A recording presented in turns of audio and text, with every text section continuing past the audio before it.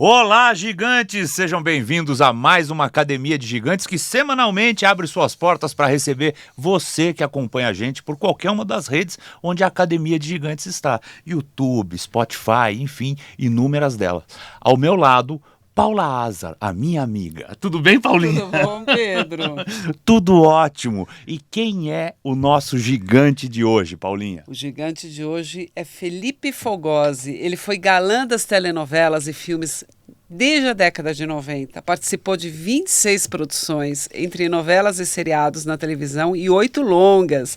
E hoje ele cria histórias em quadrinhos e está lançando neste ano o 8º HQ.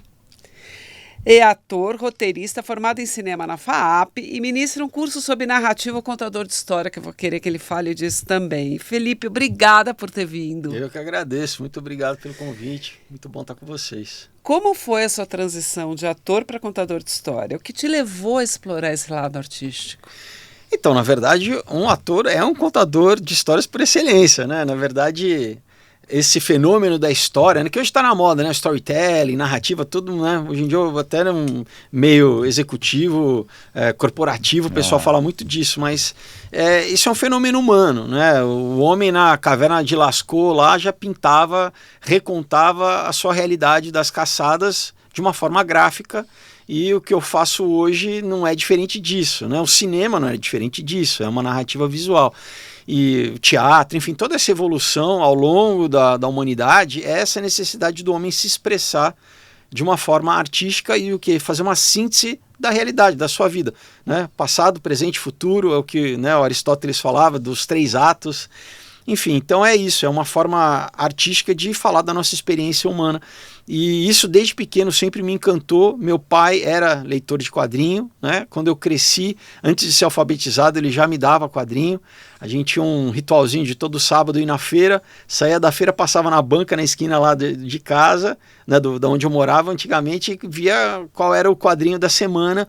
E isso, né, fez parte da minha infância, né? Fez parte da minha formação. E depois fui fazer curso de teatro, né? Comecei a trabalhar com 14 anos numa locadora de vídeo, que para o pessoal mais novo, né, ninguém sabe o que é isso, né?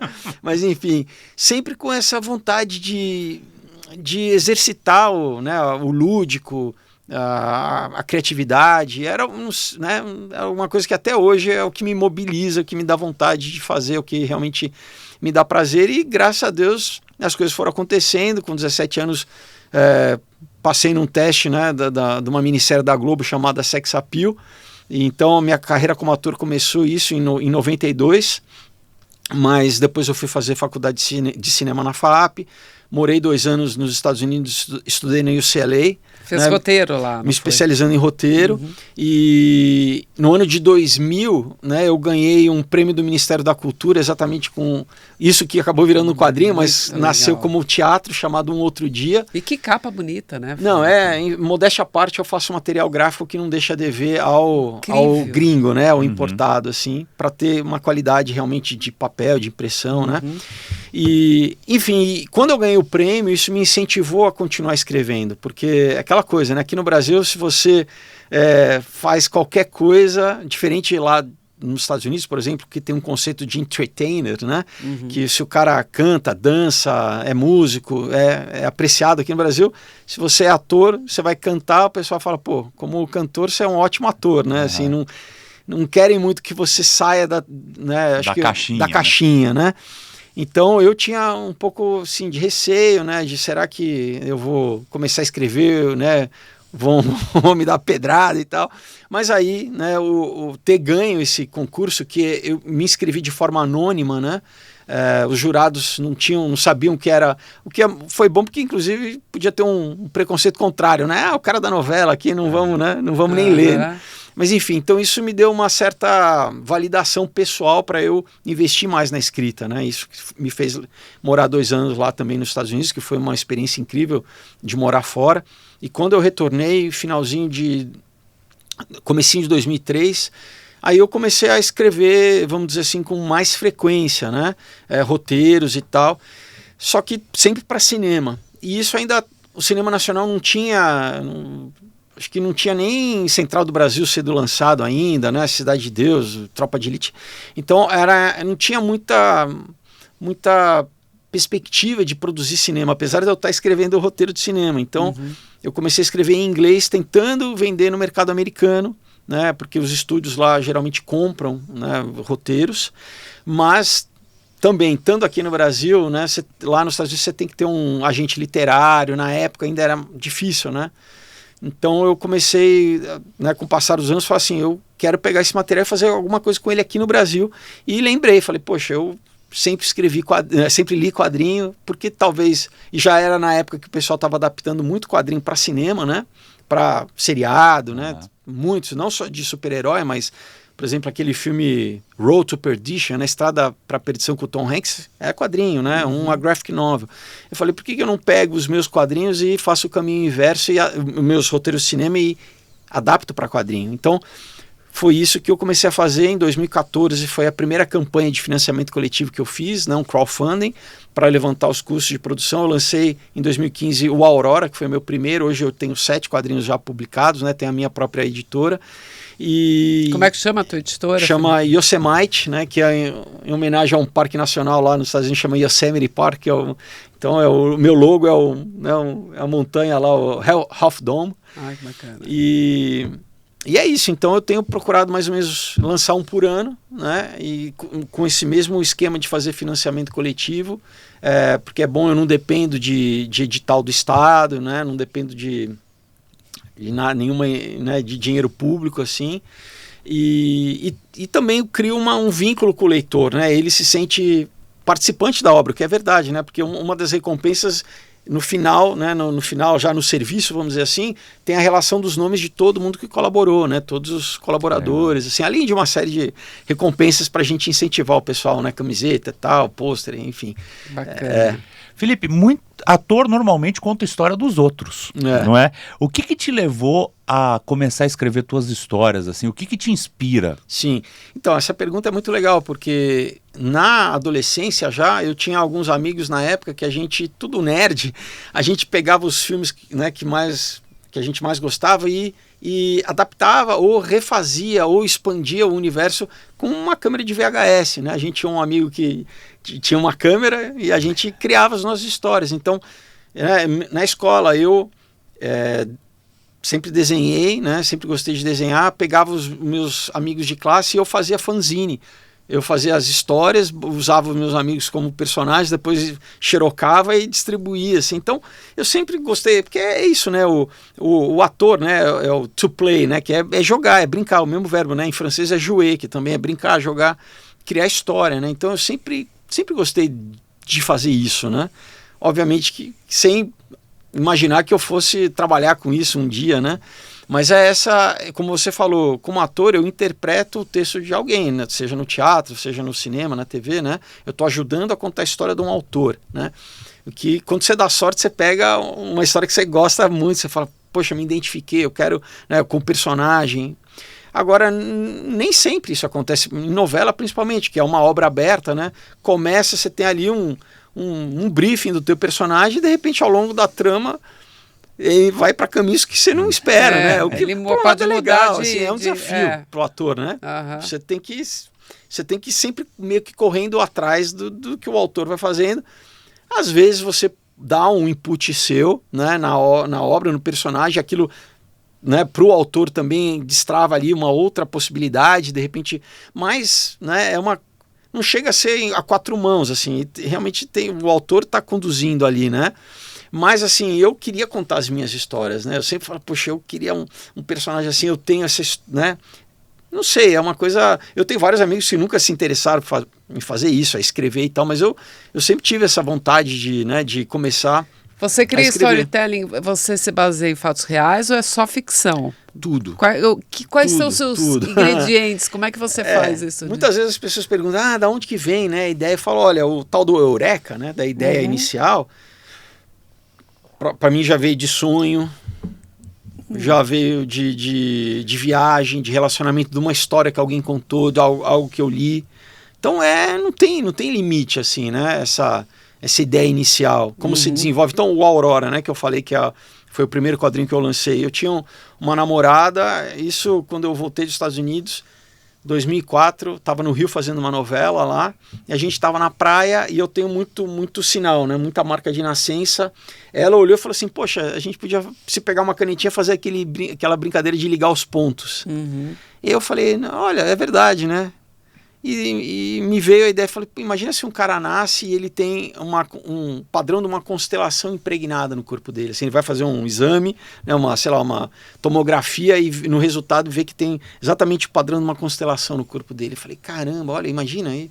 Mas daí eu comecei a pensar, mas... Haja criatividade, hein, Felipe? Mas daí eu pensei assim, mas daí ele nasceu assim, ele passou por algum processo, e essa foi a ideia original do Aurora, que eu brinco que é mais ou menos você montar o quebra-cabeça com uma pecinha só. Você começa com uma pecinha, você tem que criar um universo em torno daquilo, né? E esse especificamente do Aurora, né, eu acabei falando desde física quântica até equipamento de laboratório, astronomia. Então tem um caso interessante que na CCXP, a Comic Con Experience, se não me engano, de 2017...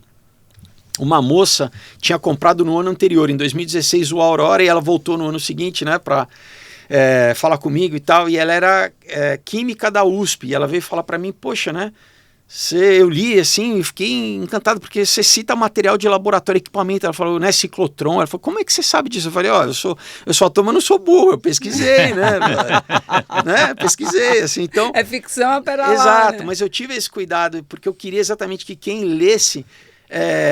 porque no caso dessa trilogia, acabou virando uma trilogia, é a ficção científica, então eu como leitor ou espectador, eu não gosto da ficção científica que o cara chuta as coisas, sabe assim, fica inventando repiboca da parafuseta. Eu gosto que tenha um mínimo de verossimilhança para que você entre na história e parte para o fantástico, né?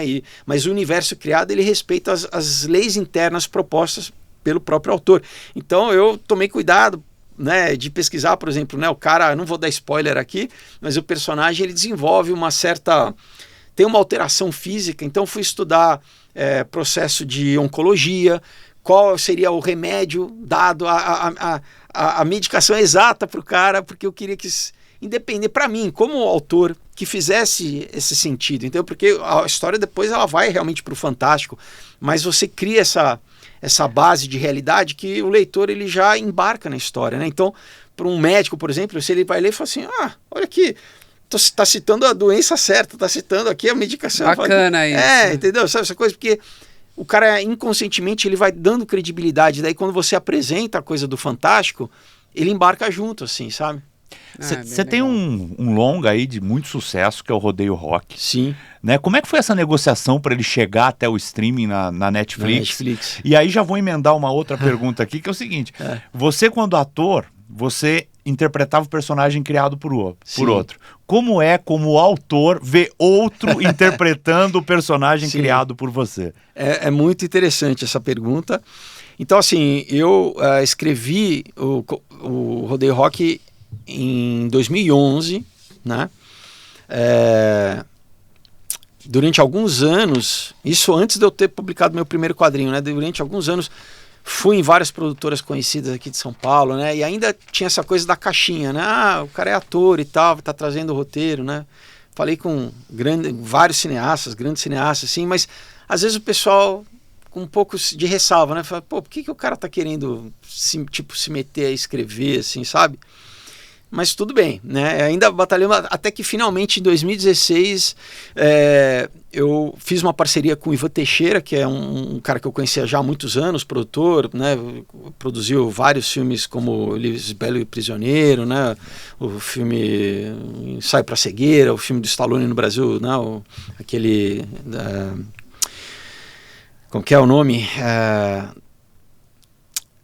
Não é Dispendables, enfim... Né, mas é um produtor muito, né, muito conhecido, conceituado, e ele leu, ele amou, né, ele gostou, falou, cara, demais, né, e ele sabia que eu tinha ido já para o UCLA, né, então ele já sabia um pouco da minha história, né, que assim, que eu estava investindo, que não estava caindo de paraquedas, assim, né, no mínimo que eu estava investindo, estudando, assim, né.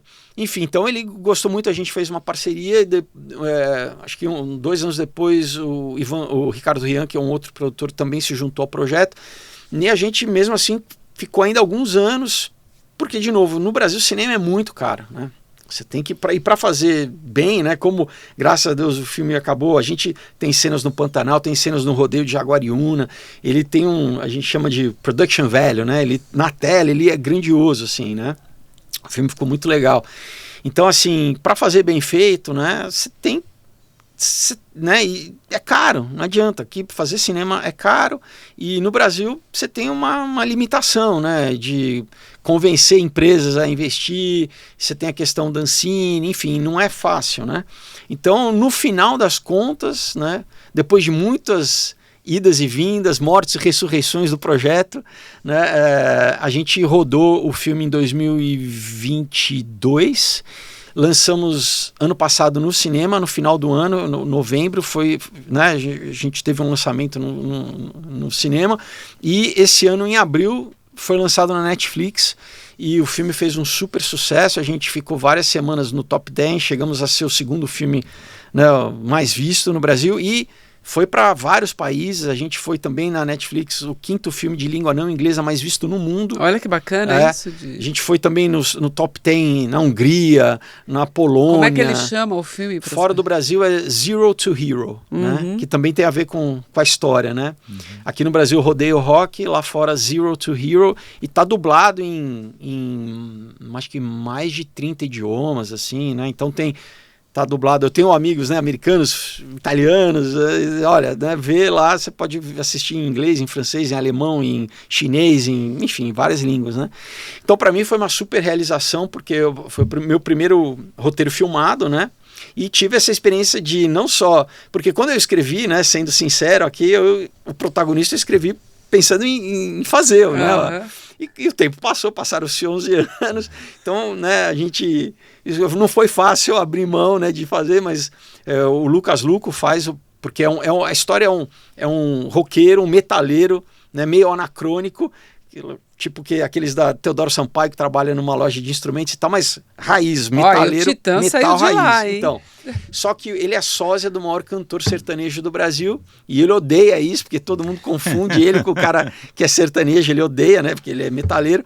Só que o cantor sertanejo vai fazer uma lipoaspiração, ele entra em coma, e a gravadora, né, chama ele para se passar pelo... Né, e aí tem todo um quiprocó, né, e, enfim, é muito, muito legal. Aí ele se apaixona pela a personagem da Carla Dias, que é filha de um prefeito de uma cidade interior, enfim, e que ela teve um relacionamento com o cantor sertanejo Sandro Sanderlin, então ela odeia o cara, mas ele não pode dizer que ele não é ele, enfim, é muito divertido, e tem um super elenco, Norival Riso, Paulo Acone, né, um super elenco.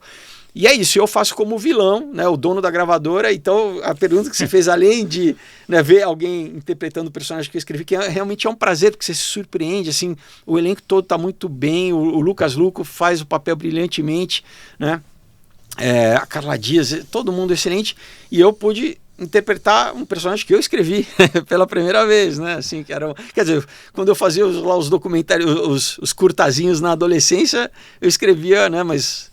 profissionalmente é a primeira vez que eu interpreto algo que eu escrevi. Então, quando eu escrevi, eu nem pensei para mim, né? Porque eu tava pensando em outro personagem. Já tinha pensado, inclusive, em atores, assim, para fazer o papel. E, de repente, é muito divertido, assim, né? Você tem mais propriedade. Eu acho que você imaginou, você concebeu o personagem, né? Então você literalmente sabe quais são as intenções, assim, não tem sombra de dúvida, né? Naquilo que às vezes como ator você recebe e fala, poxa, mas será que o autor estava pensando exatamente nisso aqui, né? Você construiu na tua cabeça, ele já está pronto. Exato, né? Eu conheço o cara, né? Agora, você tem o projeto de fazer os outros HQs virarem filme? Sim, todos eu escrevi, todos nasceram como roteiro de cinema ou peça de teatro, na verdade, só o outro dia, que eu depois adaptei para roteiro de cinema antes de lançar em quadrinho. Então, todos existem, né, começaram a existir como roteiro de cinema, né? Depois que eu adaptei para quadrinho, e sim, adoraria que, né, fechassem o ciclo e virassem audiovisual também, né? Já conversei com algumas produtoras, né? O último que eu lancei ano passado, chamado Lambo, é uma história para toda a família, tipo os desenhos da Pixar, que o adulto assiste e se diverte no seu nível de entendimento, e a criança também no seu nível de entendimento, então é para todo mundo. Então já conversei com uma produtora a respeito, né, de adaptar. O outro dia também já conversei. Então uma hora espero que elas saiam do papel e ganhem a tela. Né? Você acha que no Brasil a arte tem um pouco de preconceito em relação, por exemplo, você é ator, virou roteirista, escreveu um roteiro, existe um preconceito de que talvez o roteiro não seja bom porque você é ator. O Lucas Luco, por exemplo, é cantor, talvez tenha um preconceito de que não seja um bom ator por conta disso. Você acha que existe isso na cabeça das pessoas? Eu acho que existe, às vezes, um pouco da dificuldade, como eu falei antes, né, das pessoas entender o conceito do entertainer, como, por exemplo, nos Estados Unidos, né? Lá, quanto mais versátil você for, mais celebrado você é, de certa forma, né? Mais as pessoas gostam, né? Esperam que você tenha diversas funções, talvez pelo, né, os musicais, né, não sei, né, exatamente qual seria o motivo, assim, de que isso acontecesse, mas aqui no Brasil você conta nos dedos, assim, acho que, sei lá, você tem Fábio Júnior, você tem a Fafá de Belém, né, são poucas as pessoas que tiveram mais, vamos dizer, funções, né, que cantam e que tiveram transitar, carreiras, né, simultâneas, assim, e eu acho que, né, isso, tudo bem, né? Eu acho que uma atividade não garante que você faça bem a outra, né? Mas tá tudo no campo da arte, da criatividade, assim, independente disso, eu faço porque é o meu prazer fazer, né? É uma realização pessoal também, né? Então, e é isso, você vai sendo provado, né? Você vai provando, né? Então, por exemplo, né? Para mim, nada melhor do que alguém que nunca leu um quadrinho, compra um quadrinho comigo porque é meu fã da TV e a pessoa se surpreende com a obra, com o quadrinho em si, né? Porque adulto, muitas vezes aqui no Brasil, acha que quadrinho é uma coisa só para criança, né? Quando no mundo inteiro o quadrinho é mais uma mídia. Eram os gibis, né? Sim, antigamente. Exato, mas assim, por exemplo, né, isso aqui o pessoal chama de novela gráfica, né? Graphic novel, assim. Que teve muito no Brasil também, muitos anos atrás. Então, mas assim, é um material para adulto, né? Muitas vezes, né? Então, você aqui, por exemplo, no outro dia eu falo de dependência química, falo de abuso sexual, de doutrinação política. Não é para criança, né? No mínimo adolescente, assim. Inclusive eu muitas vezes falo para os pais, né? Dependendo da revista, fala, né? Leia primeiro para você ver se o teu filho tem maturidade para ler isso. A única que você fez para criança? Por enquanto é o Lambo e agora o Prédio, que é o que eu tô, né, produzindo nesse momento agora, né? Tô com financiamento coletivo, inclusive já aproveito para convidar o pessoal para conhecer e colaborar lá e participar, né? Que também o Prédio, né? É engraçado, né? Ao longo dos anos, né? Não me comparando, mas eu via que muitos roteiristas, né, ou diretores, em algum momento da trajetória, eles revisitavam a sua infância, né? Eu não entendia por quê, né? Então, por exemplo, o Fellini, né, tem a Macor, né, que é a infância dele, né? O próprio Cidadão Kane, né, remonta à infância, eu não vou dar spoiler para quem não viu, né? Mas enfim, Rosebud, né, fala da infância. Então, é muito comum, depois de um tempo, você fala de várias coisas e um pouco você revisitar a tua própria infância, né? E nesse momento, assim, eu tenho quadrinhos desde ficção científica, como eu falei, a trilogia, tem de terror, que é o Comunhão, que é um suspense com terror psicológico, tem um drama que se passa no mundo dos esportes, que chama Knock Me Out, que é uma homenagem aos filmes como Rock, Karate Kid, esses filmes inspiracionais, né? Tem um drama sobrenatural, que é um outro dia. Então tem gêneros diferentes, né? E esse chegou um momento eu falei assim, não, eu vou querer contar uma história de como era crescer nos anos 70 e 80, né? Sem internet, sem rede social, como a gente usava a imaginação para criar, né? Então a história é desse menino que literalmente ele viaja no tempo na imaginação dele, né, inclusive conhecendo personagens históricos na imaginação dele, né, e você intercala isso com a realidade, a questão, por exemplo, dos pais, de separação, de como ele lidava com as questões, né, da realidade. Dos padrões da época, né? Era muito mais então, assim, eu acho que para as crianças de hoje, de 2024, eles vão gostar de ver como era a infância nessa época, né? Porque hoje em dia um dos maiores problemas que eu vejo tanto de amigos meus, como a gente vê em publicações, né, de crianças com depressão, um número de um aumento, né, de problema mental, né, de crianças muito ligadas a essa questão da internet, né, estão perdendo essa capacidade de imaginar, do lúdico, de criar, porque é só tela, tela, tela, né, e não... Então, como eram as brincadeiras, né? E para os adultos, assim, eu faço referência ao mapping, a Kisuko, sabe assim, a bola de capotão, tudo isso, né? Dança da vassoura no baile. Então, toda essa coisa que a gente viveu, eu acho que tem um saudosismo muito legal, assim, sabe? De até seriados, Homem do Fundo do Mar, assim. Então, eu vou colocando na história um monte de referências, assim, que eu com certeza sei que quem vai tocar um monte vai de tocar. gente. Então, inclusive daí o pai vai poder, né, ler, o pai e a mãe com o seu, ou o avô com, né, com o seu neto, o sobrinho, o tio, fala assim, essa aqui era a minha infância, né? Então, para a criança também entender que existia um mundo pré-internet, que você não precisa só do, né, desliga um pouco, vai brincar e vai criar, né? Porque eu acho que isso tá no cerne do ser humano, assim, né? Eu vejo com um pouco não é nem cautela, um pouco realmente de medo, né? Porque a gente vê essas estatísticas assim de como isso tem sido nocivo para toda uma geração, inclusive pós-pandemia, onde as crianças não podiam nem brincar, não podiam nem ir para a escola, era só 24 horas lá com o tablet, né? E videogame. Não tinha contato com os amigos, né? Também na história tem isso, os amigos brincando, fazendo clubinho, fazendo casa na árvore, sabe? Essas coisas que, né?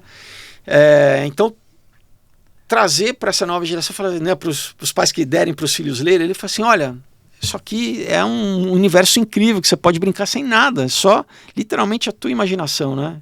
Eu lembro que às vezes eu chegava da escola, e nesse prédio, é inspirado no prédio que eu cresci no Campo Belo, eu estudava de manhã, chegava lá e eu ia às vezes nadar, não tinha ninguém, eu via na piscina, de repente tinha um tubarão que toda vez eu tinha que brigar com aquele tubarão. Toda vez eu apostava corrida com o tubarão, e você vive aquilo, né? Então eu falei, não, eu quero passar isso aqui no quadrinho, tá muito legal, mas era literalmente isso, eu chegava, olhava a piscina, nada, né, nada. Quando eu entrava na piscina, eu tava em alto mar e o tubarão vinha, assim, e eu tinha que nadar e chegava na margem ali, que saía e ganhava toda vez que ganhava. Perdeu mais uma vez. Enfim, sabe, esse tipo de coisa. Não tem nada, mas a tua imaginação, né? Servia, ficava horas lá brincando só, né? Jogando arco e flecha contra dinossauro, assim. Não tem nada. Daí se alguém, o adulto, vê ali, o que ele tá correndo? Tava lá, vivendo uma aventura, assim, sabe? Então, eu acho que isso faz parte da infância, né? Isso te dá um estofo, assim, depois como adulto também, né, assim, eu acho que a gente não pode perder né, faz parte do desenvolvimento, assim, né, do ser humano. Quando é que você pretende lançar? Então, eu comecei a campanha, não sei quando vai ao ar, mas assim, agora,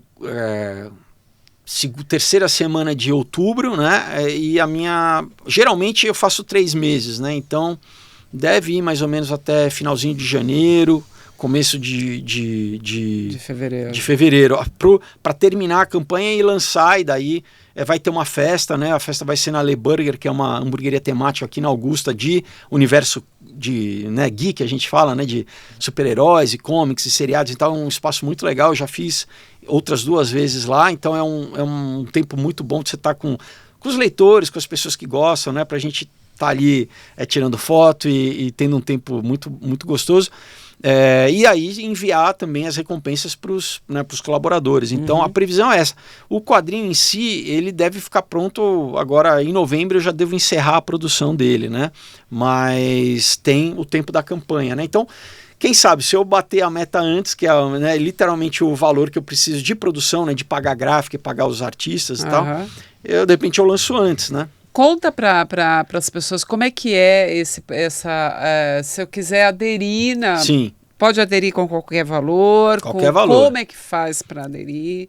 Então, para quem não sabe, financiamento coletivo é uma ferramenta relativamente recente que tem ajudado as pessoas a fazerem projetos diversos. Tem desde projeto... Todas as suas HQs você fez, o cartaz? Sim, fez? sim.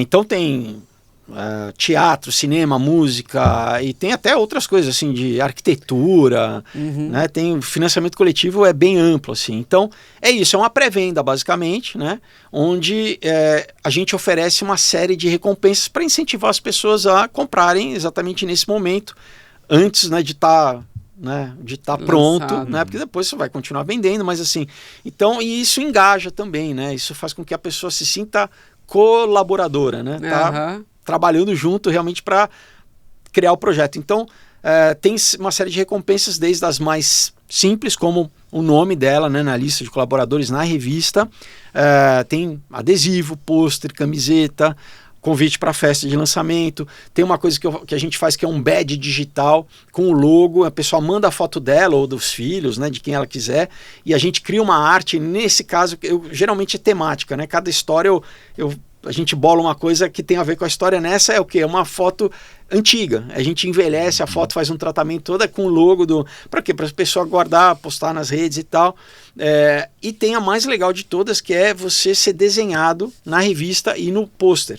Então, né, isso também é uma coisa que sempre faz sucesso, porque tanto você vai estar desenhado ou você vai presentear alguém que você ama, né? E é uma super surpresa, a pessoa está lendo e de repente, né, vê ali a imagem dela. Então, nesse a gente, além de botar na revista, vamos botar no pôster também, que você pode moldurar e tá ali. Então, assim, são mimos que a gente procura fazer para colaborar e fazer com que o pessoal participe. E onde que está a campanha? É num site chamado Catarse, tá? Para então, localizar, para quem está assistindo poder... O link é catarse.me/oprédio, tá? Então catarse.me/oprédio. O prédio tudo junto. O prédio tudo junto, se vocês puderem deixar aí, no GCzinho.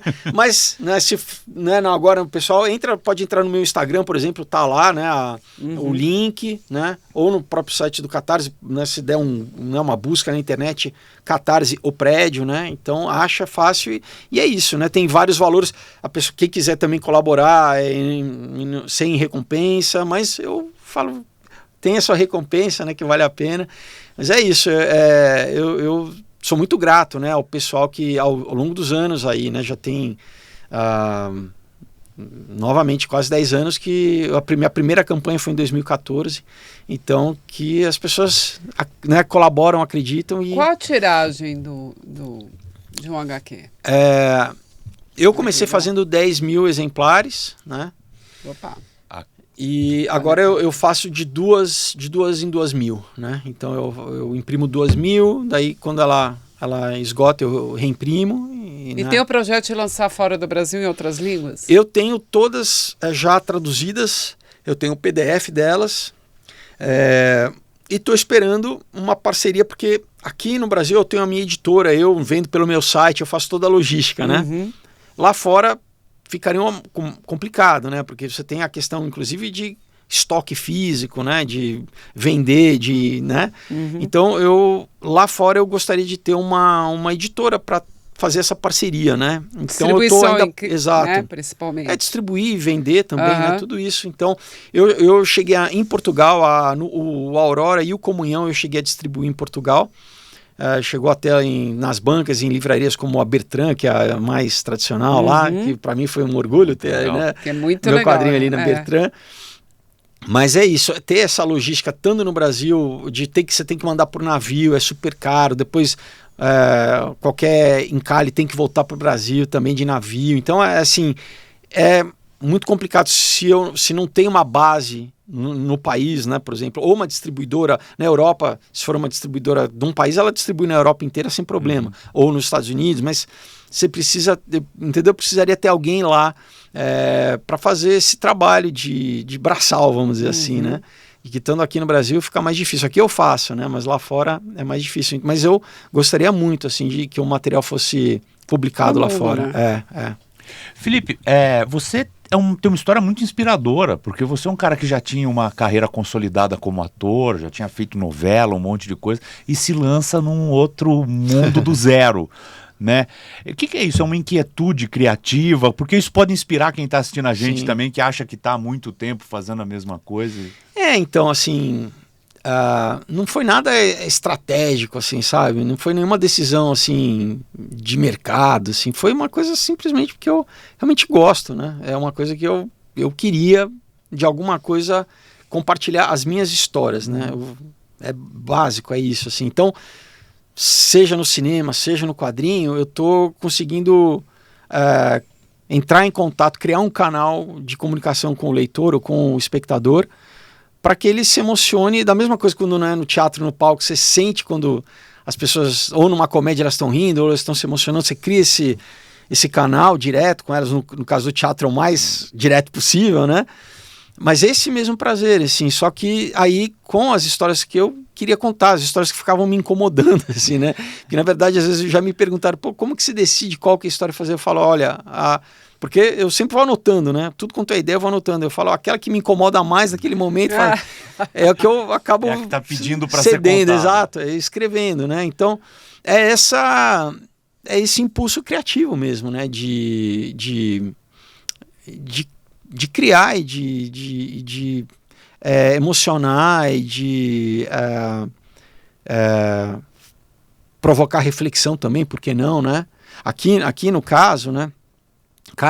E todas são muito pessoais, assim, né? Todas têm algum elemento muito pessoal, porque, de novo, eu não comecei a escrever, né? Eu estava com a minha profissão, estava estabelecido, era realmente algo pessoal, assim, né? Então, aqui no Outro Dia, eu falo, por exemplo, sobre questão de aquilo, as armadilhas que aguardam o jovem na saída da adolescência para a maioridade, entendeu? Então, a questão de droga, de sexo, de questão política. Então, assim, eu perdi amigos meus por questão de droga, né? Então, assim, eu acho muito interessante como... e esse tema, na verdade, não foi nem meu, foi dado, né? O concurso, naquela época, naquele ano, né, do Concurso Nacional de Dramaturgia, eles estavam associados com o Ministério da Saúde, que tinha a campanha antidrogas, nacional antidrogas. Isso foi no governo do Fernando Henrique. Então, naquele ano, o Concurso Nacional de Dramaturgia era anual, e aquele ano o tema era drogas. Você tinha que necessariamente falar de drogas, né? Preferencialmente não fazer apologia, né? Mas, isso que eu falo, olha como mudou, né? Porque há 24 anos atrás você tinha uma ação do governo federal de usar, né, vamos dizer, a arte para o quê? Para fazer campanha, né, mas, né, para trazer esclarecimento contra a droga. Hoje em dia fazem a favor. Pois é. Olha como o cenário mudou, né? Agora, quem teve a experiência de perder pessoas, né, para as drogas, não tem como ser neutro ou falar, não, que legal, né? Porque o custo de vida, né, das famílias, assim, é muito grande, né? E o desperdício de vida, de talento, né? Eu tive amigo com 20 e poucos anos, né? De overdose, teve gente que morreu de traficante, baleado, assim, sabe? Então você fala assim, não, eu vou usar a arte para trazer uma reflexão também, né? Uhum. Claro, não é só isso, é divertido, tem romance, tem uma série de coisas, mas assim, eu vou tocar nessa questão, né? Então, tem isso também, né? A arte sempre, os artistas sempre usaram a arte também para dar o seu recado, né? E para o espelho da sociedade, não é só isso. Desde a Grécia Antiga era uma forma do quê? Da gente pensar qual é a sociedade que a gente vive, né? Quais são os tabus, entre aspas, né? O que não é que é permitido, que parece que é uma coisa autoritária. Não é impor assim. regras, não né? É, não, fazer mas as pessoas pensarem. levar uma reflexão, exato, né? Tipo, olha, não é bom a mãe transar com o filho, né? Alguma coisa vai dar errado, né? Então, o teatro, né? Édipo é isso, né? Então é isso. Como que a gente sai da barbárie e a gente chega numa sociedade, né? O que é o processo civilizatório, né? Então a arte é intrínseco do processo civilizatório, né? Da gente... E as coisas estão tão banalizadas, eu digo, no sentido de droga, política, Sim. tão polarizados e tão... que se não tiver alguém não impondo uma regra, mas falando, será que o valor é esse ou não? Né? Reflita, o mínimo, fazer a reflexão. E a coisa legal da arte é que assim, você pode experienciar essa sensação sem necessariamente correr o risco de verdade, né? Você vê o filme do Tubarão, você sente a sensação, né? Mas você está sentado ali na tua casa em segurança, né? Então a arte tem esse, né, através do processo catártico, você se coloca nessa situação, você consegue avaliar, fala assim, poxa, né? E de uma forma emocional, não só racional, né? Isso é muito que eu falo também na questão do curso de narrativa, que eu falo, quer dizer, você mexe com o outro lado do cérebro, que não é só o analítico, né? Você mexe com o lado direito, que é o lado emocional. E é diferente quando você, né, as pessoas vão debater, tá tudo no campo racional, né? Tudo bem, a argumentação é válida. Agora, quando você pega realmente pelo campo emocional, você desarma, né? Muito daquilo, sabe? Você desconsidera aquilo que enquanto você está, né, pontificando ali, e na vida o bicho pega, né? Porque na vida é emocional. Você perde um filho, você perde um parente, não tem argumento racional. Você vai lidar com dor, com emoção, né? Ou com alegria também de um, sei lá, um casamento, um filho, uma conquista, o que seja, né? Então, hoje em dia, eu acho que a gente às vezes tem essa dicotomia muito assim, né? Não, né? Então você vê o pessoal fala muita coisa que está simplesmente no campo das ideias e que é válido, mas assim, a vida não é só isso, né? E o ator, como a gente sempre encarna, né? A gente pega as palavras e a gente encarna, pra gente é um pouco mais fácil você sentir algo que não fica só no campo racional, né? Porque no exercício da nossa profissão você tem que sentir mesmo, né? Não tem como não sentir. Quer dizer, tem, mas daí você não tá atuando muito bem, né? Então, ele tá mais do que se colocar no lugar, né? Você realmente está vivendo aquilo, né? Então, é isso que eu procuro fazer e que me dá prazer. Então, quando eu já tive, muitas vezes eu guardo, eu tiro o print das mensagens. Teve uma mensagem de um menino, de um adolescente, que leu um outro dia, e ele escreveu, falou assim, eu estava deprimido, eu estava pensando em suicídio, e o livro me ajudou a repensar. Então, para mim... vitória, né? Se algo que eu escrevi, assim, causou isso, né? Poxa...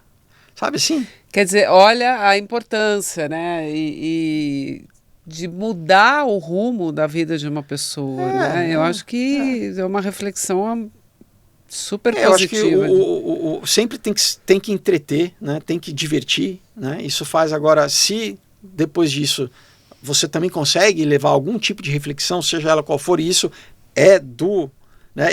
A história está aqui, cada leitor vai ter, né, a sua leitura, né? A sua leitura subjetiva ali, mas isso me interessa, né? É exatamente esse diálogo, né, da obra com o leitor, o espectador, assim, e aquela história que é um chavão, mas é fato, né? Você fez, tá no mundo, lançou no mundo, tem a sua vida própria, mas assim, quando, né, em feiras, em eventos, eu também já dou palestras de produção de quadrinho e já dei no Mackenzie, no circuito de bibliotecas municipais aqui, na Belas Artes, enfim, volta e meia. E quando, né, muita gente que já leu em alguma coisa e vem, de repente pessoalmente vem me falar assim, para mim não tem prazer, né? É igual o ator no final da peça quando o público vem falar, mas assim, é um prazer imenso, assim, de quando algo emocionou, assim, né, e fez a pessoa... destravar o mundo dela. É muito legal. Você, além de ir pra frente da câmera atuar, você se permitiu ir pra frente da câmera num reality show. Sim. Como é que foi essa experiência? Foi muito louca, assim, na verdade. Ser você, né, mesmo, né? Que ano foi isso, Felipe? Então, né, foi depois do programa que a gente fez na Band. Que chamava Acredite Se Quiser. Acredite né? Se Quiser. Nós fizemos um programa juntos, ele era apresentador. No ano de 2011, se eu não me engano. Foi. Então, o que aconteceu? Eu fiquei anos contratado da Record, acho que 6 anos, se eu não me engano, e eles me pediam para que eu fizesse parte da Fazenda desde a primeira edição. Eu, inclusive, estava no ar, em novela, estava fazendo Os Mutantes. Eu falei assim, eles querem que eu saia da novela para ir fazer, mas era o projeto que eles queriam, né? Então, todo ano, durante 5 anos, eles ficaram me chamando para eu... obrigado, não faz quero, sentido. Né? Mas, aí eu acho que eles falam assim, bom, quando o contrato acabar, né, quando chegar na hora da renovação, a gente vai meio que vincular, propor e ele vai topar. Chegou na hora, eu não aceitei e logo em seguida a Band me chamou para apresentar um programa, que foi esse, eu acredito, se quiser, que era um programa dos anos 80 que eu assisti na infância, que era com o Jack Palance e tal. Eu falei, Mas era uma temporadinha, Foi né? uma temporada, Enfim, acabou que quando terminou, né, o programa, eles me chamaram, a Record entrou em contato de novo, só que aí com a questão da Fazenda, então eu fui mais ou menos para fazer uma política com a casa, né, de voltar a casa, assim, né. E foi uma surpresa, eu nunca tinha visto, né? Inclusive quando teve, por exemplo, a Casa dos Artistas, que foi o primeiro aqui no Brasil, eu estava morando nos Estados Unidos. Que tava foi no fazendo SBT, curso... né, a Casa dos Artistas. então eu não peguei, né? Eu não peguei o fenômeno da Casa dos Artistas. Eu cheguei aqui no Brasil, já tinha acabado, ainda tinha um resquício, assim. BBB nunca tinha visto. Então, assim, não era uma coisa que eu acompanhava. E realmente é muito intenso, assim, porque você tá... É a experiência mais intensa de TV que eu já tive, assim, porque você tá 24 horas microfonado, vivendo no estúdio, sem qualquer contato com o mundo exterior, né? Você não tem um jornal, você não tem nem relógio, assim, você não... Literalmente é um misto de prisão com reality show, porque né, é muito louco, é uma coisa realmente única, assim, a experiência, né? Agora, é isso, né? Pelo lado positivo, eu acho que, assim... Talvez muita gente que me conhecesse, né, como ator pôde ver um pouquinho... Isso ainda foi 2012, quando eu fui. Acho que ainda não tinha Instagram. As redes sociais ainda estavam começando, porque hoje em dia o artista tem um pouco mais de controle de como ele aparece, né, para o público, né? Porque antigamente, quando eu comecei, era... Quando você ia uma vez dar uma entrevista de 5 minutos, sei lá, no Faustão, na Xuxa, ou na matéria na revista, né? Que sempre estava filtrado pelo jornalista, né? Claro. Então você não tinha uma comunicação direta com o público, né? Então foi interessante disso, as pessoas né, verem como eu sou. Sem né? filtro. Claro que eu estava ciente que eu estava num programa, né? Então não é 100% como na minha casa, né?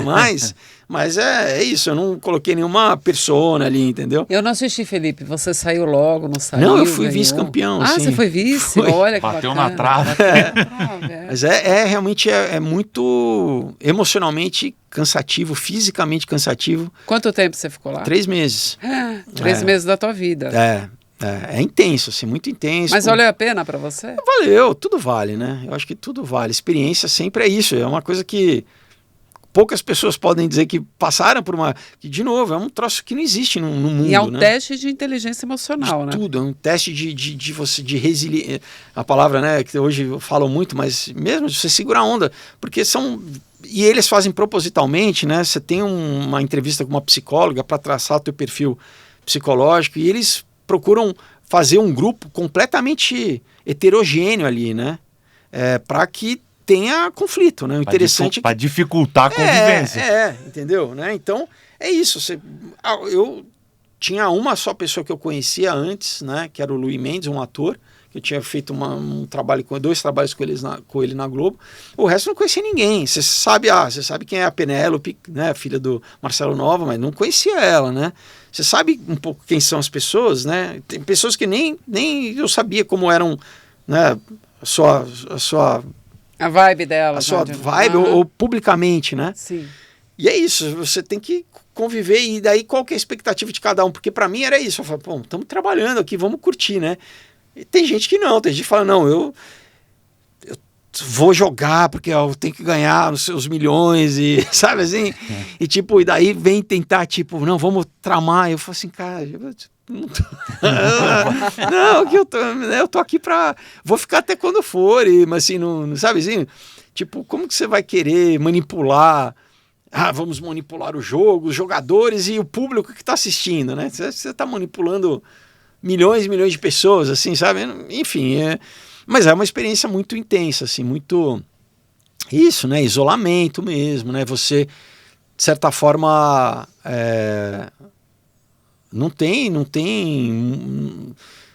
Tem, né, gravações pré-gravadas pelo menos na que eu participei, isso é uma curiosidade das pessoas, tem uma interferência direta da direção Pelo menos quando eu participei, não. O que tinha era assim, coisas pré-gravadas no sentido assim, olha, saiam da sede, entrem na sede, entendeu? E você tem que obedecer. E o que eles fazem é, quando eu era um dos que tentava criar um clima legal ali, porque falando, né, pô, estamos aqui, vamos curtir, né, vamos tentar transformar isso num acampamento de férias, assim. Quando estava muito legal, eles traziam alguma dinâmica para meio que azedar um pouco, entendeu? Pra atrapalhar o seu trabalho. Sim, mais ou menos assim, fale dos defeitos do seu tipo, sabe assim, para apimentar o negócio, assim, né?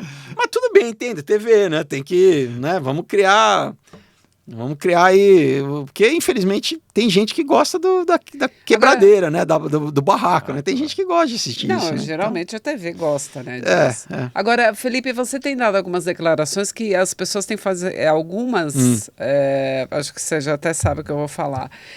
A imprensa tem feito um certo sensacionalismo em torno da tua fé, em torno do que você propaga, que você se converteu, né, há um tempo atrás, e você deu uma declaração falando que você queria se conservar para o casamento e tudo mais. As pessoas estão fazendo disso nem está fazendo, banalizando de uma época, maneira, assim, né? de uma maneira que como se isso fosse um absurdo, sim, né? Sim. O que você pensa disso? Olha, primeiro que tiraram completamente do contexto. Porque isso foi num podcast, né? E estavam conversando e me perguntaram e eu falei algo que é normal, né? Que é bíblico, que, né, não tem nada de, né? Mas de novo, né? Talvez na sociedade de hoje em dia falar isso seja uma hecatombe, assim, né? Mas, né? Então é isso, tipo se preservar para ter um relacionamento bom, né? Para começar um relacionamento, vamos dizer assim, num processo que preserve as pessoas, assim, né, de consumar as coisas quando houver realmente uma verdade, uma intimidade, não banalizar o sexo, né, não usar simplesmente de uma forma hedonista, né, que eu já fiz muito, já vivi muito dessa forma, assim. Então, para mim não é nada polêmico, assim, né, mas talvez ver isso de um ator, alguém da mídia, vira um escândalo, né? Por que você acha que as pessoas têm dificuldade de aceitar uma decisão pessoal sua? Não sei. Eu acho que... quer dizer, talvez porque... Achar que você é o louco, não é? Não, porque talvez a gente... É isso, tem tido uma... O sexo virou uma commodity, né? Porque a publicidade, por exemplo, usa o sexo para vender, né? Então... Sempre usou, né? É uma das pulsões humanas muito fortes, né? Que... você tem um discurso que fala assim, não vamos banalizar o sexo, não é muito boa para quem vende coisas com sexo, né? Que na verdade querem que as pessoas estejam num estado, vamos dizer, mais debased, né? Como fala em inglês, assim, mais qual que é um adjetivo aí politicamente correto. Enfim, né? É isso, é basicamente uma lógica mais ou menos do traficante com drogado, né? Assim, você não está pensando no bem-estar das pessoas, você tem um produto que você quer vender, mesmo que seja negativo, né? Para a saúde da pessoa, no caso, saúde emocional, né? Ou até física, né? Porque o sexo é uma das coisas que tem consequências físicas também, né? Então... De novo, né? Alguns anos atrás tinha toda a questão, né, da AIDS, não, consciente, vamos ter... Hoje em dia é uma bunda lelê, né? Tipo, então, talvez por ser um pouco no contramão disso, assim, né? Então fica meu Deus, né? Mas... porque hoje tem toda uma cultura de liberdade sexual e tal, e parece que você vai contra, né? Não é contra, que eu de novo, né? Eu já vivi isso aí, já tive, como dizem, na pista, né? Não, mas eu acho assim, então, por exemplo... Eu acho engraçado, né? Porque a minha verdade é aquilo que eu acredito, que eu procuro, porque até por amostragem, porque eu já né, tive relacionamentos já que, vamos dizer, eu não respeitei isso e eu acho que isso foi um componente de não ter preservado a relação, assim, sabe? Então, no sentido, por exemplo, né, as mulheres, as feministas, eu acho que não deveria ser muito mais bem visto um homem que vai pensar nas emoções e vai pensar, né, não vai usar a mulher como um objeto sexual. Não deveria, né, as mulheres não deveriam falar, poxa, isso é legal, vamos ver desse jeito, ao invés do cara que vai querer simplesmente me usar sexualmente. Né, não deveria isso ser bacana, né? O que antigamente, há poucos anos atrás, eu acho que era mais assim, né? Pô, no mínimo a gente tem que ter um pouco de intimidade, um pouco de, né, de... Não, e existem algumas religiões fora do Brasil que o sexo é super preservado, como as regiões... Islâmica, assim, e ninguém fala nada, né? Ninguém fala nada, né? Pois é. Mas isso é uma... né? O Brasil, a princípio, é um país cristão, né? E se você, mesmo o católico, se você falar, deveria ser isso, mas por que, né? Por que é estranho, então, você falar, não, vamos procurar se preservar, né? Eu não sei, né? Você já chegou a negar algum papel por conta da sua religião, por conta de uma crença? Não vou nem falar só de religião, de crença sua. Já, papel é uma escolha, né? Às vezes tem coisas que você lê e fala assim, poxa, qual que é o moral dessa história, né? Por que estão querendo contar essa história? Porque todo o trabalho, né, além da questão financeira da tua profissão, mas é um investimento de tempo, é um investimento pessoal, de energia também naquilo, né? Eu, pelo menos, vejo, né, já fiz concessões como no caso da Fazenda, mas que não era uma história que eu estava contando, assim, não tinha, né, e também depende do teu comportamento lá dentro, né, do que as pessoas vão tirar, né, se você está, né, como você está se comportando, você está promovendo um tipo de comportamento ou outro. Agora, numa ficção, numa obra de ficção, não seja numa peça, num filme, quando eu era mais novo, eu não entendia muito isso. Eu falava assim, a novela tá lá, se a pessoa não quiser, ela desliga. Mas não, se eu estou ajudando a trazer algo para o mundo, eu estou participando naquilo, né? Então, se aquilo realmente não, né, eu falo assim, por que eu vou... Por exemplo, né, eu falei que eu escrevi um quadrinho chamado Comunhão, que é um suspense com terror psicológico, mas eu subverto o gênero, porque no final tem uma redenção. Então é pesado, tem gore, né, tem decapitação e tal, para quem que eu queria falar com esse público, mas ele tem uma mensagem assim, né? E então, por exemplo, o que eles chamam, né, lá em inglês de como que é? Horror porn, assim, né? Quer dizer, é aquela coisa de corpo enviscerado, que é uma coisa que geralmente leva a um niilismo. Eu não tenho interesse em participar de uma obra dessa, porque no final das contas é nihilista, assim, não aponta para nada, sabe? Assim, não, porque estamos falando sobre a condição humana, a natureza do mal. Tudo bem, mas e aí, você para só aí, então é só o mal e o quê? Então todo mundo apaga a luz e fecha a porta e acabou, né? Mal ganhou, mal venceu. Exato, o ser humano não tem nenhuma, né, não tem uma transcendência, não tem nada disso. Então, nesse caso, por exemplo, não me interessa participar de uma obra desse tipo, assim, que já tive convite, assim, né? Eu já fiz um filme chamado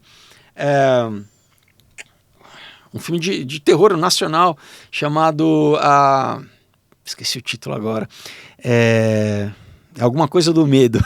O pessoal, enfim, mas por quê? Porque tinha alguma coisa interessante ali da jornada eu fazia o vilão também na história, da jornada do protagonista, que era um filme basicamente sobre saúde mental, um cara que vai meio que enlouquecendo, então aí eu falei, poxa, alguma coisa interessante, mesmo que trabalhando em negação, eu falo assim, existe esse problema, um problema de saúde mental, como isso pode, né?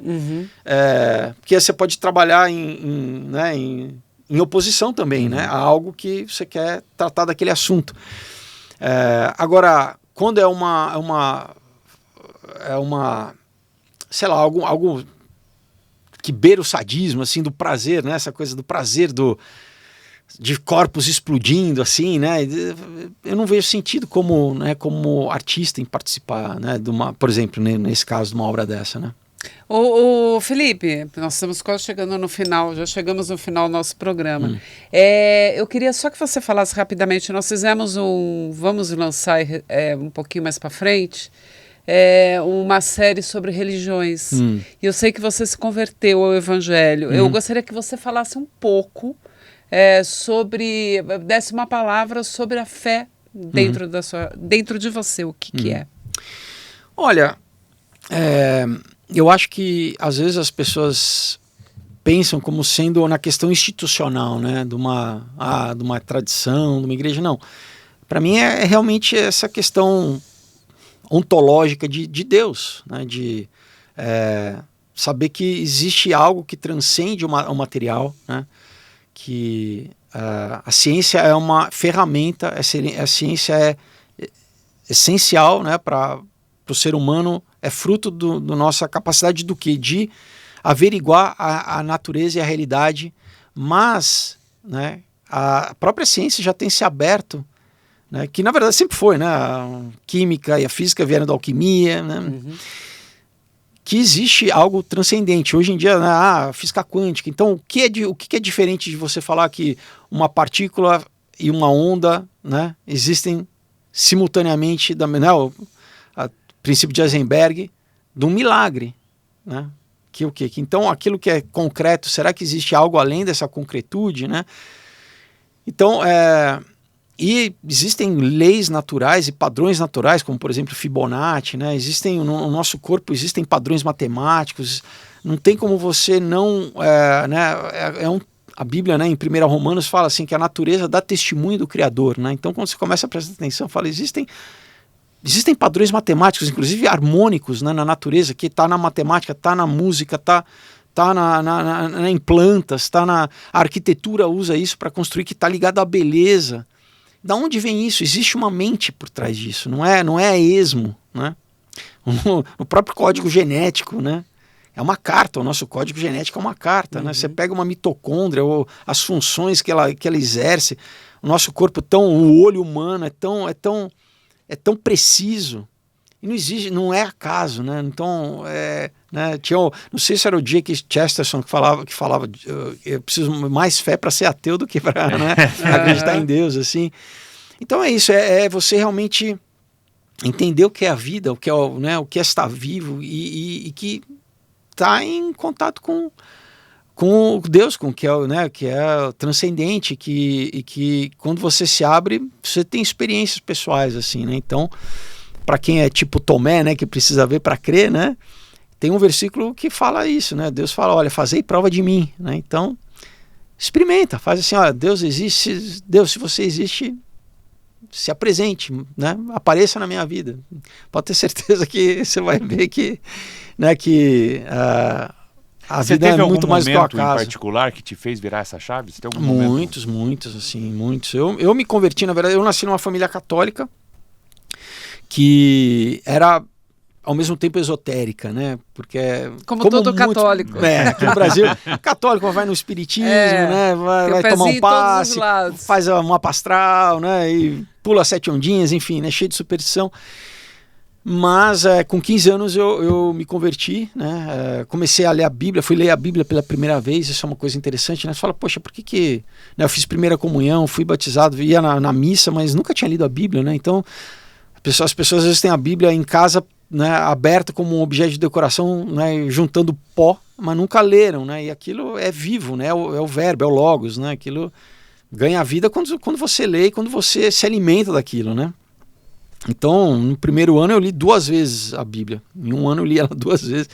Então, assim, ao longo da minha vida, né, mesmo dentro da profissão, sempre eu entendi que, inclusive, a minha profissão também era algo que Deus tinha me dado para que eu pudesse falar dele também, né, e levar a outras pessoas a palavra. Tive momentos de brigar com Deus, como o filho pródigo, né? Então cheguei a ficar 10 anos brigado, dizendo que eu tinha virado ateu, né? E meio que lutando, porque tudo isso você entender que realmente existe uma questão de você se submeter a Deus. Saber que a vontade dele é boa, perfeita e agradável para aqueles que o amam. Isso é um outro versículo, né? Que se você realmente confia que Deus é onisciente, onipresente, onipotente, que independente da circunstância que você está vivendo naquele momento, porque a gente está preso aqui na quarta dimensão, que é o tempo, né, além das outras três, a gente não consegue ver à frente. Então, às vezes você pode estar vivendo um momento que aquele momento é para, na verdade, você crescer. Né? O crescimento é muitas vezes doloroso, né? Então, às vezes a gente quer tudo viver no chantilly, assim, que a tua vida seja uma piscina de chantilly, né, que não tenha... Mas não, aqui você não cresce nisso. Então, muitas vezes, existem dificuldades que têm um propósito, né? Então, se você não tiver sabedoria, você pode, né, Deus me... isso... Tem um momento que, né, no jargão evangélico é o chamado deserto, que tem várias passagens na Bíblia que o quê? Você passava pelo deserto, o povo judeu passou pelo deserto 40 anos, né? Que é o tempo de escassez, de falta, mas é onde você vai aprender a depender de Deus, a tua autonomia natural, que o ser humano tem uma... Né? Eu sou o Deus da minha própria vida, né? Eu não preciso de ninguém. Chega um momento para a gente baixar a nossa bola e se render. E muitas vezes é na dificuldade, quando você chega no limite da tua força, da tua capacidade, que você consegue... Né? Aquela história, quando você está no fundo do poço, só tem um lugar para olhar, que é para cima. Então, nesses momentos que a tua fé realmente é expandida, que você aprende a crer, você aprende a não andar simplesmente pelas circunstâncias, né, pelo dia a dia, pelo cotidiano, e você começa a falar, não, Deus está no controle das coisas, né, e você começa a viver essas experiências sobrenaturais, né, porque enquanto você não vive, você vive no... Outro versículo, né, Deus fala assim, olha, achegai-vos a mim e eu me achegarei a vós. É um relacionamento. Né, para mim, uma das chaves é isso. Quando a gente entende que é um relacionamento, que nós somos feitos à imagem e semelhança, não é que Deus tem duas mãos, dois olhos, dois pés, não, é que nós somos seres, né,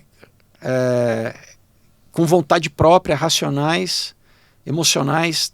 Nós somos a imagem e semelhança dele nesse sentido, porque Deus é um ser, é uma mente criadora, mas que se relaciona conosco dessa forma, né? E você lê a Bíblia, ele tem emoção, né? Ele tem vontade, né? E ele respeita o ser humano, ele quer estar numa relação de amor com o ser humano, não uma relação de domínio, de escravidão ou de prostituição, porque, né, amor, se é comprado, não é amor, é prostituição. Se é forçado, não é amor, é escravidão. Deus quer estabelecer um relacionamento voluntário conosco. Então, muitas vezes, por que Deus permite o mal? Porque o mal é o quê? É a escolha de não estar junto com ele. E ele tinha que deixar essa escolha para o homem, senão nós seríamos robôs, a gente seria autômato, a gente não teria vontade própria, né? Então, claro que ele proveu um resgate ao homem, caso o homem não escolhesse ele, como o homem geralmente não escolhe, ele mesmo é o que muitas pessoas não entendem nem o que é Jesus, aquela figura na cruz e tal. É o que é Deus visitando a história do homem. É literalmente isso, é Deus encarnando aqui. A Bíblia diz o quê? No versículo fala que ele abriu mão da sua glória, né? Ele se esvaziou. Para o quê? Para vir aqui encarnado como homem, passar fome, passar frio. Ele fala, o filho do homem não tem um lugar onde deitar a cabeça.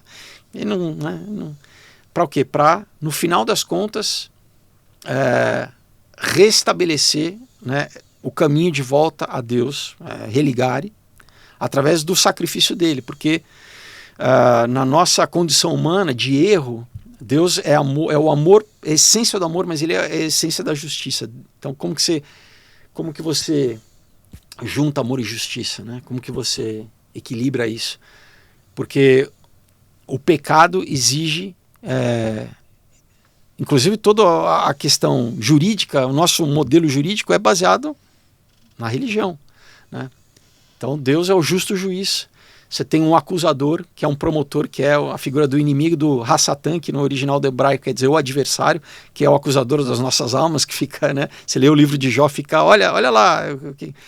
E você tem o advogado, que é Jesus, que além de ser advogado, ele, imagina um advogado, né, vamos uma historinha aqui, se você está condenado à cadeira elétrica por todos os crimes que você fez na sua vida, e se a gente pensar, todo mundo errou, todo mundo mente, todo mundo, né, adultera, todo mundo é falho, então todo mundo tem conta a pagar. E ele chega num ato de amor, não só teu advogado, de literalmente advogar perante o justo juiz, ele fala, não, eu tomo a conta dele, né? Eu vou para a cadeira elétrica no lugar dele. No caso, ele foi para a cruz, que era a pior morte da época. Ele fala, não, então esse amor divino para toda a humanidade, todo aquele que entende isso, se identifica com esse ato sacrificial perfeito de Cristo, né? Cristo no grego quer dizer ungido, né? Cheio do Espírito Santo, ele é Deus encarnado. Ele fala, você se reconecta com Deus, então você é o que? Salvo, no sentido que a tua alma, ela recebe o Espírito Santo e você passa a ser um com Deus novamente, ainda vivendo aqui sujeito a falhas, mas não querendo, cada dia mais querendo errar menos, né? Como o apóstolo Paulo falava, que Cristo seja formado em nós, né? Que a gente tem que imitar, na verdade, Cristo, sejamos pequenos cristos, né? Imitadores desse exemplo do ser humano perfeito. Porque é isso, né? Você acha que você é quem para falar para mim? Ninguém. Sim, ninguém, todo mundo é errado. Agora, temos um exemplo do ser humano perfeito, né? Que é isso, é Jesus Cristo, e a gente deve, né, a princípio. Imagina se toda a sociedade, todo mundo procurasse isso, não tinha assalto, não tinha... Pois né? é. Não, eu sempre falo, né, que nunca se arrependeu, nunca viveu, porque o único que não poderia não ter se arrependido de nada morreu na cruz. Exato, mas morreu por amor. Morreu por amor. E a história não para aí, ressuscitou, né? E oferece, né, que exatamente é isso. A gente morre para uma velha identidade que muitas vezes as pessoas... Às vezes tem tanta carga, tanta bagagem que não consegue, não, eu sou assim mesmo, eu não tenho jeito, né? Tem gente, poxa, não consegue sair de um vício, não consegue sair porque a autoimagem está tão denegrida, né? Então Jesus, ele restabelece, ele tem passagem de pegar uma prostituta e falar assim, não, né? Vai, não peques mais, né? Eu te perdoo, você tem, né? Então olha a gente com adulto, com sei lá, idade, que a oportunidade de você literalmente nascer de novo espiritualmente, fala, não, a minha conta foi limpa, né? Sabe, essa minha autoimagem negativa, assim, isso eu não tenho mais, eu ganho uma nova vida, né? Uma nova vida espiritual. Então enfim, né? Eu acho isso... Bom, chegamos ao final, né, do nosso... Infelizmente, foi ótimo conversar com você. Que bom. Eu queria que você falasse o que é ser um gigante para você. Um gigante, na verdade, é ser eu acho que gigante nesse sentido, né? Quanto menos você se considerar um gigante, eu acho que você é mais gigante, assim, né? Acho que quanto mais a gente entender a nossa humanidade, as nossas limitações, e buscar ser humano mesmo, eu acho que a gente, né, você está mais próximo, assim,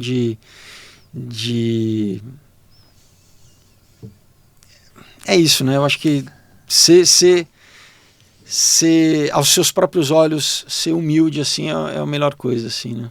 E Felipe, se de tudo que você aprendeu na vida, de toda a história, tudo que aconteceu com você, você pudesse deixar uma única dica para quem está assistindo a gente agora, que seria tipo a sua dica de ouro, para essa pessoa se inspirar mesmo e levar isso para ela, qual seria essa dica? Conheça Deus de verdade, assim, não religião, mas... né? Para mim, teologia foi o primeiro curso em qualquer universidade do mundo. Antes de ter universidade, você tinha seminários. Então, Oxford, Sorbonne nasceram... E o primeiro curso, antes de ter direito, antes de ter filosofia, teologia, então era o quê? Conhecer a Deus, né? Que é o básico, o que é essa natureza, né? Onde eu moro, né? O que eu vivo, o que é a vida. Então, e a vida passa rápido, né? Os anos passam muito rápido. Então você viver gastando, né, disso, o que você está gastando os seus dias, os teus anos, com o quê, né? É trocar só o carro, é a viagem para Disney, é o que entendeu? o que é isso aqui que a gente está passando, essa experiência que a gente está vivendo aqui, né? Qual que é o propósito disso? Então, a única coisa que realmente dá conta disso, que abarca isso, não é nem a filosofia, é a religião, assim, né? Esse campo é só a religião que... E para mim, né, a religião verdadeira onde Deus se revela é o cristianismo, que é, né, continuação do judaísmo, né, judaico-cristã, assim, então, onde ele se apresenta e fala, olha, né, tem aqui a forma de viver bem, de, né, viver em sociedade, de ter comunhão e de conhecer que existe, né, novamente um mundo espiritual, né, que transcende, que a história não acaba aqui também quando a gente morre, né, quem já perdeu algum parente, você vê que, né, o corpo ali no caixão não é a pessoa que você conheceu, né, então a essência verdadeira é outra, né, o que anima, né, o ânimos, o que é da alma, é outra coisa, né, ali tem a configuração material, assim, mas a essência mesmo, para onde que ela vai, né, então...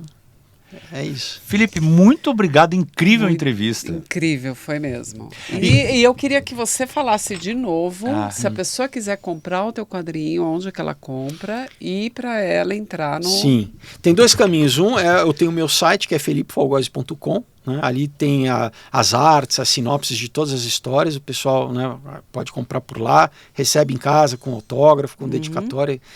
E tem a campanha, agora eu estou focando bastante na campanha, né, que no meu site tem o link, a pessoa se entrar no meu site felipefogose.com, tem o link do prédio, e tem no site do Catarse, que é catarse.me/o prédio, e nesse momento, durante a campanha exclusiva, tem essas recompensas todas que, às vezes, depois quando acaba, tem gente que me manda mensagem, poxa, eu queria a camiseta, eu queria o post, falei, olha, infelizmente é só durante a campanha porque eu faço contado, Lógico, né? Eu vejo o número de pessoas e mando fazer limitado, então não percam, aproveitem, né? E por favor, colaborem que com certeza vocês vão gostar. Eu arrisco me dizer que vocês vão gostar. Eu acho que vão gostar mesmo. Felipe, muito, muito, muito obrigado. E muito obrigado a você que ficou com a gente até o final desse Academia de Gigantes. Por favor, já ativa o sininho, já se inscreve no canal e deixa seu comentário, né, Paula? Lógico, queremos saber o que você está pensando do nosso programa.